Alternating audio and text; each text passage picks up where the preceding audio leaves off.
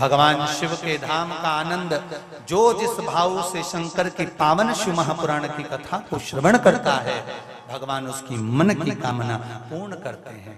चंचुला देवी जब जाने लगी तो मुरुका जी ने शंकर भगवान के चरणों को प्रणाम कर कर कहा, बाबा आप संपूर्ण विश्व के कल्याण के लिए कुछ कृपा करिए। शिव जी ने कहा, तुम रुका जी क्या चाहिए बोलो, क्या दूं मैं तुमको? एक बात याद रखिए, कथा का विराम होने जा रहा है। श्रावण का पहला दिन, वैसे तो अभी आप गुरु पूर्णिमा की कथा सुनेंगे तो उसमें हम वर्णन करेंगे इस चीज का। श्रावण का पहला दिन और श्रावण का समापन का दिन, ये 2 दिन तुम रुका जी का नाम लेकर अशोक सुंदरी वाली जगह पर एक बेलपत्र अगर कोई समर्पित कर देता है तो उसके घर में वंश की कभी कमी नहीं आ सकती। उसके घर संतान जरूर होती है, पुत्र प्राप्त होता है, बेटी हो बेटा हो संतान अवश्य प्राप्त होती है, वंश बढ़ता है। ये वंश की वृद्धि थी।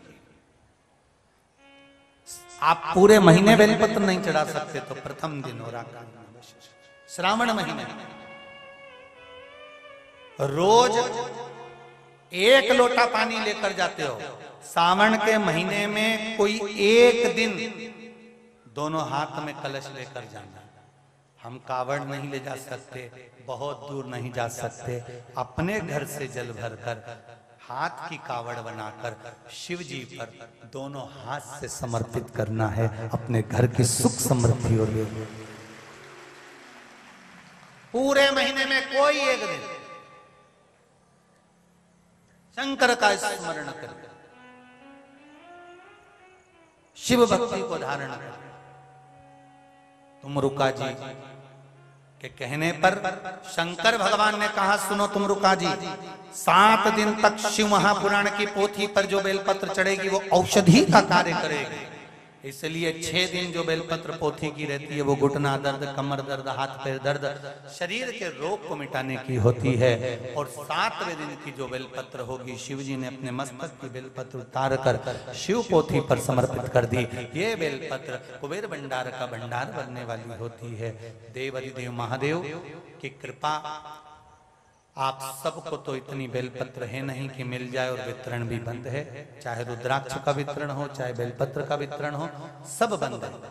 क्योंकि संख्या ज्यादा होने के कारण बस ऐसा नहीं है कि रुद्राक्ष नहीं मिलेगा, अभी नहीं मिलेगा, किसी ना किसी दिन ऐसी ही व्यासपीठ से बैठकर हम खुद कहेंगे कि रुद्राक्ष वितरण प्रारंभ किया गया है।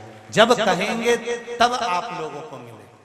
बेलपत्र भी इतनी मात्रा में तो रहती नहीं कि आपको दे सकें, पर एक बात जरूर कहेंगे, कुबेरेश्वर बाबा की धरा से आप कथा सुन रहे हो, चाहे टीवी पर, मोबाइल पर, चाहे यहाँ बैठकर सुन रहे हो, विश्वास रखकर जाना। बेलपत्री भले आपको ना मिले, पर हृदय से कहते हैं कि कुबेर भंडारी ऐसी बेलपत्र आपके घर में देगा कि आप 3 महीने में वापिस आ ही जाएंगे, ये निश्चित है।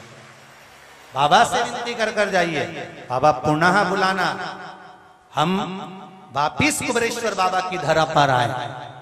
6 जुलाई से शिव महापुराण की कथा होगी। पानी के आसार तत्व तो बहुत ज्यादा दिख रहे हैं, फिर भी जो व्यवस्था बन सकेगी वो व्यवस्थाएं पूर्ण करेंगे, प्रयास करेंगे। और आनंद के साथ जो भी आए, पर ऐसे आना कि आप व्यवस्था के हिसाब से कि थोड़ा बहुत एक आध पॉलिथीन मोलेथीन में ही कपड़ा धर के लाना, सोना चांदी पहनकर मत आना। सेवा करना, ज्यादा कीचड़ हो जाएगा तो यहाँ से फिसले वहां पहुंच ही जाओगे। और एक बात का याद रखना, बच्चा कुर्सी पे से वहीं कूदता है जहां उसकी माँ बैठी होती है कि वो मुझे संभाल लेगी। अगर गिराने वाला गिराएगा तो महादेव संभालने के लिए बैठा है, चिंता मत करो।